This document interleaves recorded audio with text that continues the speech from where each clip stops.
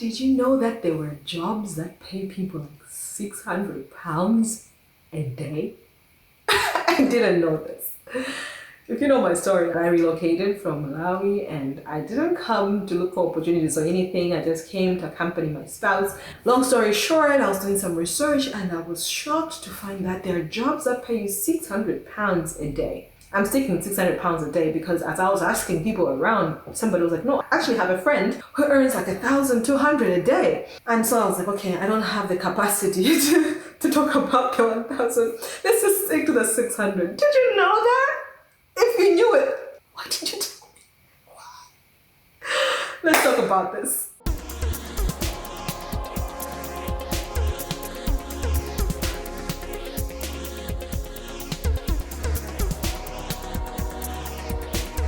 Hello and welcome to On Your Lane. This is the best place for ambitious people who are taking charge of their lives, making that income, making that impact, and living fulfilling lives. And today we're talking about money.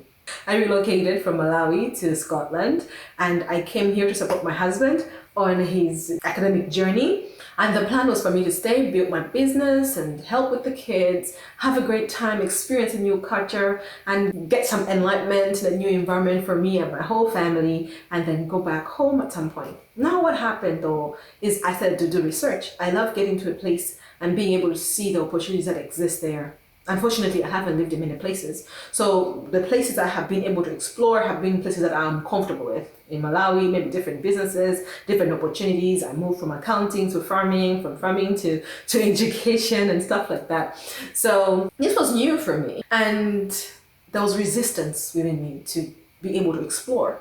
I didn't want to because I felt scared and I heard so many negative stories. And if you are a person who migrated from your country or living in a different country, you know those kind of stories, the struggle, the pain, the discrimination and all those things. And those stories are what we hear a lot. And so that's what I heard.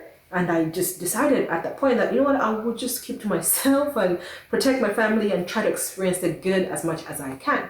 Now what happened was, as I was online looking at these opportunities, I was shocked to find that people get paid ridiculous money per day to do work that I can do. Yeah, I can do this work. And since I was running my business on the side, I figured I have time to see if I can get any of these opportunities so that, well, more money never hurt, right? So that's what I got to do. I was scared at first, super freaked out, because that was an amount I had not seen possible or assumed possible for me or anybody. You know, so this is why your circle is important. Hang out with people who are way above you, because I had never hung out with people who are making that much money per day. I know I have business friends who do so much and make so much money, and that's different because with business, I have accepted the fact that you can make a lot of income. With NGOs, you can get a lot of funding, but this was employment and they were doing jobs that I am qualified to do, and they were being paid all this money. And I was like, this is interesting. But again, the negative talks came from so many people, so many platforms, so many spaces where people are like, oh no, it doesn't work like that. People like you, coming from where you are with your time here, like the little amount of experience, you can't get that. But people do get it, but not like you. So I agree. Yeah, no, definitely not like me. But I remember talking to my husband and telling him that, who are these people who get these jobs? Why can't we be one of them? Because I'm sure they're just people, you know, nothing special. They don't have two heads. And if you look at the job description, it's not complicated. I was showing my husband, I was like, you can do this. You can literally do this. Why aren't they paying us £600 to do this job? So I went on a journey, a process which I'm going to share on how you can do this. You can get this job. I don't know if you're in the UK or in any country in the West or wherever. I believe that the tips I share will help you not only get this £600 a day job, but you can really use it to elevate your career wherever you are and progress, which will affect your income in a big way, which is really a big deal. Your income sustains everything. So when you get more money, it doesn't solve all your problems, but it does make a difference. So let's get into it. The first thing to do is to believe. Believe it is possible for you. Work your faith. What I mean is build your faith. When I heard this first time, I thought, oh no, that's not possible. And because it's not possible to me, and I'm declaring it, it won't happen to me. I won't be able to even see the opportunities as they knock on my door that would offer me that. Most of the times we tend to think that opportunities will just bang on our door and say, yes, I'm here, surprise. And you're like, oh, I didn't think I could get a job. Now I have gotten it. Like a miracle, like I wasn't even looking for it, just happened to me. No, it doesn't work that way. You have to be intentional, and believing is the first step, because you will not be able to advance beyond your belief system. If your belief system says I can't prosper unless I'm in my home country, that's what it's going to be for you. If your belief system says men are dogs and therefore I can't sustain a good relationship, that's what is going to be true for you. If your belief system says that I can't get wealthy unless I do this or that, that's what is going to be true for you. So you have to check your belief system, and you have to be willing to work on it. Just because you don't believe that it's possible for you today doesn't mean that's your verdict. That's true. No, you can actually build your faith. How do you build your faith? Feed yourself the right content. Expose yourself to the right things. For me, I went online, I went around LinkedIn, I saw people who are earning this. I saw this guy is a recruiter, he was celebrating people who had gotten job offers for £750, and he was commending people in his team who helped people get those jobs for £750 a day. Then I went on these other different platforms just to see, just to familiarize myself, and I'll see these people's qualifications. I'll actually follow and see what are they doing, how are they able to do this, and that really normalized it. Another important thing that I did is just pray. I was like, God, help me with my faith. Help me know and understand my worth. It doesn't matter where I am. I am a child of God. I am blessed. It doesn't matter where I go. The blessings of the Lord that make rich and add no sorrow are mine. I am a head and not a tail. It doesn't mean I'm a head and not a tail only in Malawi. Everywhere I go, I am a head and not a tail. These are things I was doing for myself. I would recite, declare, pray, and then look at these things and say, this is for me. And my husband would be like, you and your weird faith. Why are you saying this is for us? I'm like, this is for us, because I don't think we're here accidentally. And I don't think I'm just saying this accidentally. I think it's for a reason, and it's for us. So that's what I did. But that's you working the faith. Faith is not an accident. Faith doesn't just appear. Faith comes by hearing. So guard what you see, what you hear, and be intentional to make sure you're feeding on things that encourage you that it's possible. So if you think you can start a business and make $1 million a month, okay, that's fine. We don't believe it. So you believe you're able to make $50,000 a month. Whatever you believe is where you start. Now start to expand your circle. Hang out with people who pull you up. When you sit with people and they're telling you how much they earn or whatever they do, you're like, Sometimes you sit with people and you say, I am smarter. Not in an arrogant way, but you're like, I'm smarter. I think faster. I know what to do, like in that area. They're making more than you. They are way advanced than you. That's where you sit down and say, in my smartness, I'm going to be humble and just say, how do you do this? How are you getting back? So believing allows you to even envision that, to allow yourself to put yourself in those spaces, in those networks where people are doing the things that you are aspiring to without you feeling threatened, without you feeling too small, and without you fading away. So number one is really believe you can, believe it's possible for you. Number two is a confidence game. You need to practice. You need to practice what you say you are, what you say you're good at, what you say you should be. Practice comes from skills. It might mean you take an online course. It might mean you read something again. Whatever it is, give yourself evidence that you are good at what you say you are. That's confidence. Confidence is knowing that you can do what you say you can do. And if you can't, you can learn. So you need not just to encourage yourself, but you need proof that you can do it. Fitness does this for me. It shows me that I am resilient. Sometimes I forget that I can do all things. But I go to the gym and I'm like, I've been working out every day for the past 3 years? How? I was super inconsistent as a person. I was everywhere. I could not see results in anything in the past. And here I am seeing results, being consistent. That gives me evidence. But you see, what usually happens is you have evidence why you can't. And that's what really sabotages your confidence. You have evidence of you being inconsistent. You have evidence of your excuses, of the lies you tell yourself. You promise yourself, I'm going to work out 3 times this week, and you work out once. And you have no reason why you didn't work out the other 2 times. You have evidence of you being double-minded, lying, being dishonest, saying you show up at 2 o'clock but coming at 4 instead. That is evidence you're building to mess with your confidence. If you can't be consistent within yourself, you won't be able to consistently portray confidence, at least confidence that lasts, or confidence that doesn't stay shaken. Because sometimes you can be confident, but you get the opportunity and you just fall apart because you have no foundations for your confidence. So you need confidence. Practice what you say you can do. Practice the things that are in your field. Know things. Understand things. Stimulate your mind. Don't just be entertained in your free time. Read something. Watch a YouTube.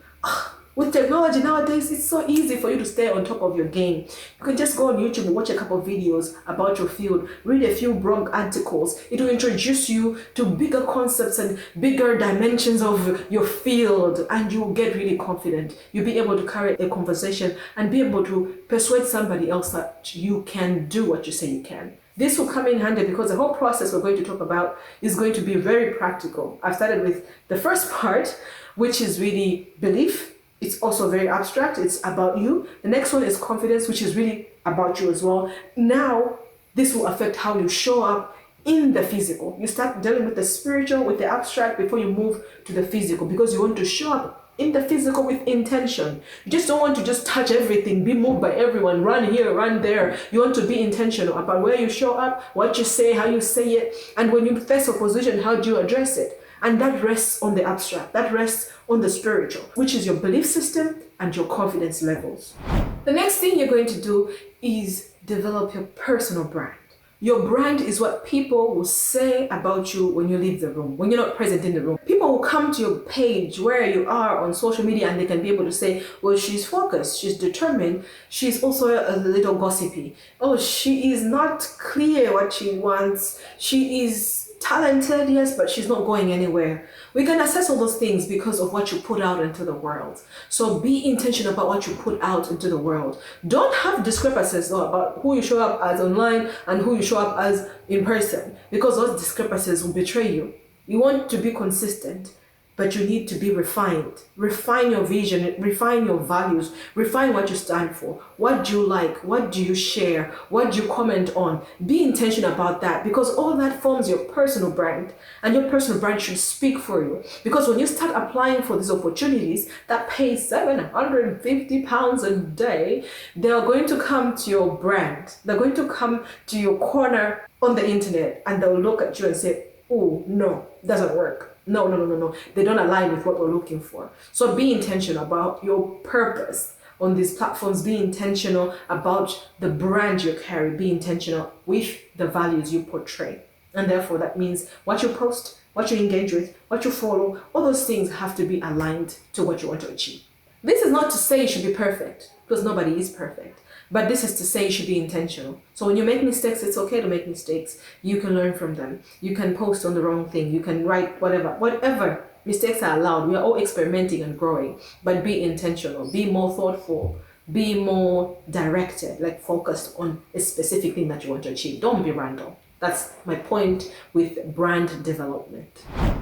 Then we're going to building your CV. Look at your CV. Now get it organized. Update it. Update your CV and write your achievements. Don't just copy your job description and paste it there. Explain what you achieved. So instead of saying, I looked after this, talk about delivered 70% reduction in costs, whatever. I'm trying to think on my feet. But highlight, celebrate yourself with your CV. Don't put too many words. Put simple, straightforward points, but show your capabilities, not what the job description say. I did duties as assigned from time to time. Sell yourself. Be excited by what you see. Update yourself. The layout has to be simple. You're not trying to flood people with just, I have done a million jobs. You're trying to say, I have done relevant things that stop you in your tracks to say, oh, they have done really meaningful things. They have been part of teams. They have led teams. They have been contributory members, positive contributory members of different projects and stuff like that. That is a whole different subject on how you can develop your CV, the tone you can use in your CV, and the layouts and stuff like that. I did all that. It was kind of not my fun part. I knew that if I wanted to attract a certain type of opportunities, my CV had to look a certain way, had to sound a certain way, had to be positioned a certain way. And your tone, your words, the same thing that you're doing can be glamorized. It can market you, or you can just say, oh, I was just an assistant accountant. But you can say an assistant accountant that led to the teams winning the this, or increasing our bottom line by this amount. You see? So being specific, using action words. Don't just say, what is that word we overuse? Self-motivated. There are other words we can use. I'm an ardent follower of this. I don't have words. But we can use more active words, fancier words, and that's a whole different topic, but build an appealing CV. There are resources to help you with that. And if it's something that you want me to help you with, I don't enjoy it particularly, but I have some tips. So let me know in the comments if that's something that you would want. But build that CV. You're not just building a CV to keep it to yourself. Distribute it. There are so many different platforms that you can put your CV on. I wish I was being sponsored to say this, but I'm just going to share, like, I love Glassdoor. I love Indeed. I love Read. I love Michael Page. There's so many. CV Library. Financial resources. Maybe these are very finance oriented, but I'm a finance professional, so maybe that's why.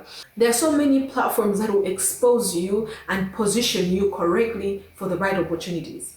Put your CV there boldly, share it. I remember when I was putting my CV on one of these platforms, I was like, what if somebody comes and they see it? And then unnecessary fears. In a world of millions and millions and millions of people, put yourself out there. Nobody's laughing at you. Nobody's judging you. Nobody's saying, oh, did you really do this? Be confident. Put yourself out there. Of course, there are data protection issues that you have to be aware of. Be aware of that. But please put yourself there. Put yourself on multiple places so that you can increase your chances of being seen. Be clear on what you're looking for in these places. Get on LinkedIn. On LinkedIn, people just sit and see.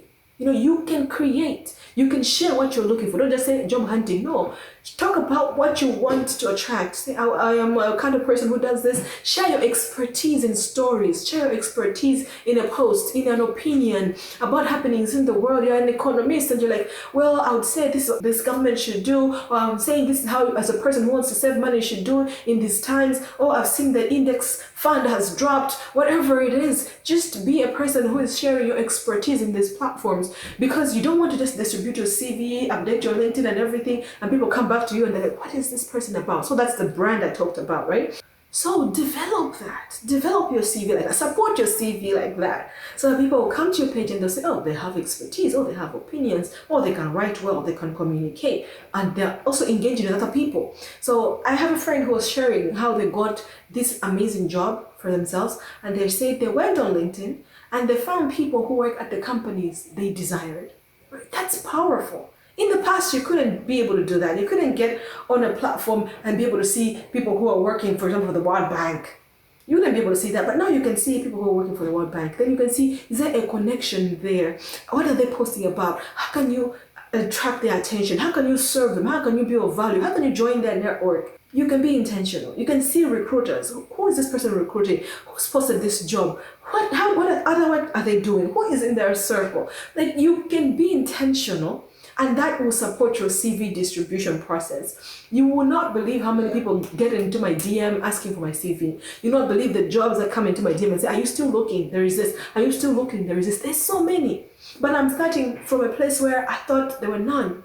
I was told there are no opportunities in this land for people like you, because you should have to be a health professional to take advantage of anything here or to find anything tangible here. And that's not true.